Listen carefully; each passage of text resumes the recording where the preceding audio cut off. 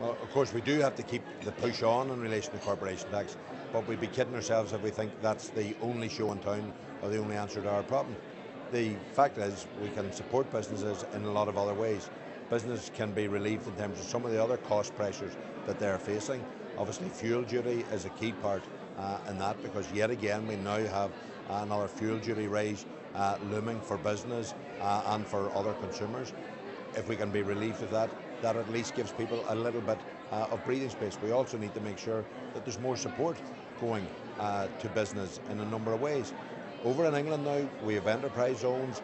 We have George Osborne now using fiscal apps to support business in different ways, in a very flexible and targeted way in relation to businesses in different parts of England and Wales. And in many ways, he's now starting to use creative measures there, which are actually giving parts of England the benefits of local action, local initiative, local fiscal difference.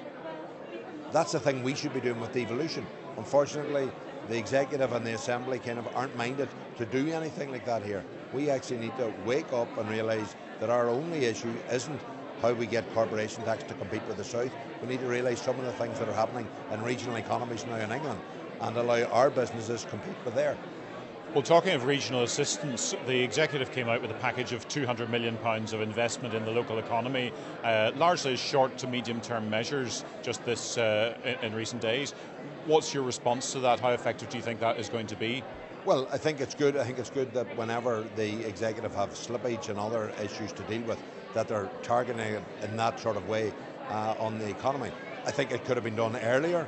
I think an awful lot of the slippage that has been used for that was foreseeable a lot earlier, and I think there could have been more strategic use done if it had been done earlier. There's also issues about if they're only catching up and making those adjustments now, maybe different plans should have been made in the first place. So I think it shows that the executive are picking up on the message, they're picking up on where some of the issues are. Importantly, they're picking up on where some of the ideas are. So it would be a good thing now to front load those lessons into the next budget round, so we actually change the planning base on which we go forward.